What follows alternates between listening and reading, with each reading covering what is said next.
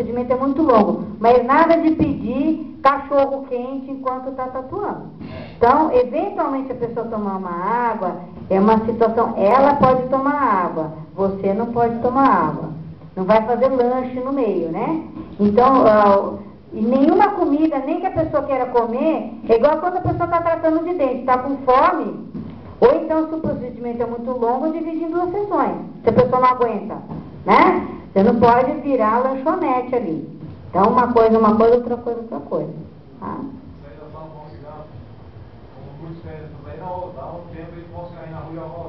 É complicado, porque daí a pessoa vai para a rua com a perna, com o pé desprotegido, né?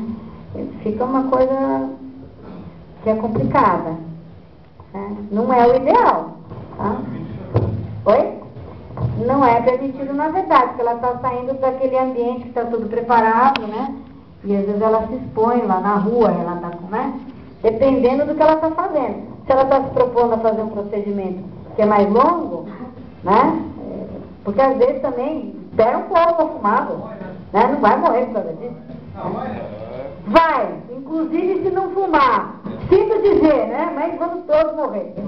Só de um parênteses, porque a gente ainda vê muito pessoal que não tem site, porque todo mundo tem seu contrato com a empresa para fazer esses sites importantes. Eles levam para outros lugares, lá colocam numa caixinha e levam lá para não sei aonde meu trabalho também. Isso aí não pode. Tá, muito legal essa tua observação. E isso é válido não só para os descartes de resíduos, mas também com relação à esterilização. Você não pode esterilizar no vizinho e trazer já estéril. Se você quiser esterilizar num lugar, tem que ser com uma empresa especializada. Tem que ter um contrato. Um contrato.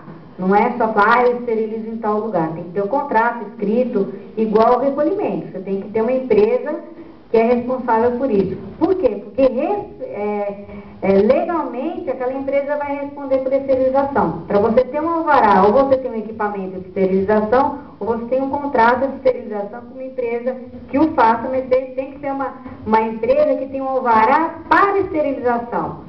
Né? Por isso não pode esterilizar no hospital, na casa do amigo, né? Ter uma autoclave em casa, né? Essas coisas feitinhas por mim não dá, tá?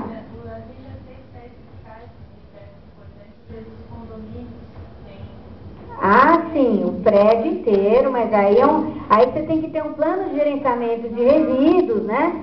E é uma coisa que é lógica, porque você tem contratos que são coletivos, mas aí você tem que ter uma casinha lá do lixo, né, do resíduo, que tem chave, que vai ter o acesso, vai lá o porteiro, abre a casinha para o pessoal dos resíduos infectados entrar, porque senão eu já vi isso. Infelizmente, na minha cidade, um pequeno saco de resíduo hospitalar em cima da calçada, no pelado, né? O que é no pelado? Fora de um container, né? Então, podia passar qualquer criança ali, abrir o saco, né? E catar, ou passar um catador, né? E essa é uma situação que a gente não quer ver, para isso que tem o recolhimento especial, né?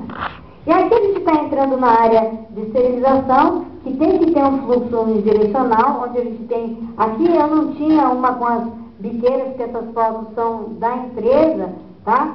Tem algumas outras fotos aqui, que as que eu tenho não estão ainda dentro do ideal, mas foram as fotos que eu consegui, não foram feitas profissionalmente, eu não consegui preparar de um modo... Porque eu não tenho biqueiras na minha casa, né? Então eu tive que fotografar nos lugares onde foi possível. Então a gente tem que ter um lugar para imersão, um lugar para lavagem. Você tem que fazer uma inspeção visual. Quando você tem uma central de material centrifugada, de materiais esterilizados, aqui é o que a gente chama de área suja e contaminada, e depois na área limpa a gente vai ter a preparação, a embalagem desse material, a esterilização e a monitorização da esterilização. Só aquele recipiente ali, a indicação é de qual material que ele seja? Aquele ali tem cara de ser descartável. Não é. Esse aqui, não, ele não é descartável, ele é uma plástico, feito um tempo era, assim, tá? Se você usa com detergente enzimático, e na tatuagem o pessoal costuma usar também um desincrustante, que é um detergente alcalino, na verdade. Tomar muito cuidado, porque ele é mais tóxico, né? Então, precisa estar corretamente paramentado, porque senão você pode sofrer um dano químico. Ali é plástico, não tem plástico? problema? Não tem problema, tá? Por isso que essas coisas elas precisam estar instaladas num lugar para que isso não derrame, né? Então você precisa ter um fluxo certinho, essas coisas, mesmo que estejam num lugar de procedimento de fazer a tatuagem, não se deve fazer esses procedimentos ao mesmo tempo que tem alguém tatuando. Então, ou faz a parte de esterilização, ou você faz a tatuagem. Então, você prepara essas coisas no momento em que você não tem cliente. Eu sei que é complicado, que às vezes aparece o cliente que não estava programado, e você está no meio do teu procedimento, ou está com um ciclo de esterilização acontecendo. Mas o melhor é você fazer realmente no momento que você não está, você não vai trabalhar. Então, às vezes você tem uma outra pessoa que faz isso, ou no momento que você planejou para você fazer esterilização. Ou ter uma sala separada. Então, você pode fazer a limpeza manual automatizada, usar a cuba de ultrassom, utilizar detergentes enzimáticos ou alcalinos. Pois não? Em relação à limpeza manual, no caso é desmontar e escovar os bicos. E a automática seria no ultrassom. Só que, perfeito, só que a cuba de ultrassom ela não vai eliminar a limpeza manual, ela vai facilitar. Tem que agregar as duas. Então. Agregar as duas, que é a melhor situação que você tem. Tá. E sempre você usar a limpeza automatizada antes da manual. Porque qual que é a função da limpeza automatizada? Ajudar você a não se contaminar, tá? E facilitar a sua limpeza. Porque quanto mais fácil está de você tirar, menor o risco que você tem de se contaminar. Eu já ouvi até gente que trabalha, no caso, só com automática, até abriu mão da escovação manual, né? Só que assim, eu acho que por mais que você coloque ali, sempre tem uns cantinhos ali que vai ficar um pouco de tinta. Depende do óculos, né? Às vezes a pessoa fica satisfeita e às vezes também tem certos procedimentos, como a Regiane estava me falando, quanto mais rápido você colocar no detergente, na cuba de ultrassom, isso é válido para tatuagem, para médico, para odontologia, para qualquer coisa, melhor ela vai atuar, porque tá mole, é a mesma coisa que com comida, né? Se você pega um queijo que ficou grudado no garfo uma semana, você pode deixar no molho que aquilo vai complicar para você tirar. Né? Não, mas eu queria assim, vamos partindo do princípio que não se usa a limpeza manual, se usa só automatizado, mesmo que não seja o ideal. Vamos supor que, até porque tem até uns bicos inteiriços aí que eu vi até pra vender, que eu até acho para escovar assim um tanto quanto, mas enfim. Eu também acho, eu acho que você tem que poder desmontar. Vamos supor que, você coloque ali no ultrassom, o negócio ali bateu. Depois você vai largar na autoclave. Se não estiver limpo, não está estéril. Então, mas vamos supor que fique ali uma tinta, com um pouquinho de tinta ali no bico. Mesmo você passando no autoclave, isso não vai estar estéril ou vai ser uma tinta seca? O problema que o que acontece é o seguinte, você pode estar, até você pode ter problema com o teu material, tá? Porque às vezes aquela tinta seca, ela interfere na tinta líquida. Não sei como é que as coisas vão funcionar, mas assim, existe a possibilidade teórica, a gente só vai saber disso se a cada instrumento você fizer um teste de esterilidade. Porque se você testar autoclave, o procedimento vai estar ok. Agora, microscopicamente, você só esteriliza aquilo que você está ali. Pode ter contaminação e pode não ter. Você pode ter só sujeira da tinta.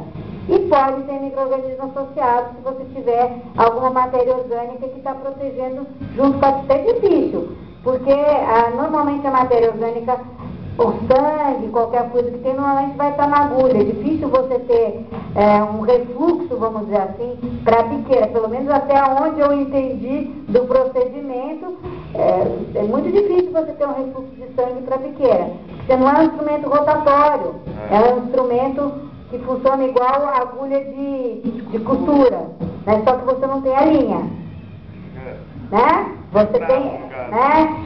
Você tem só a tinta que está indo e voltando. Então você tem um pouco de refluxo da tinta.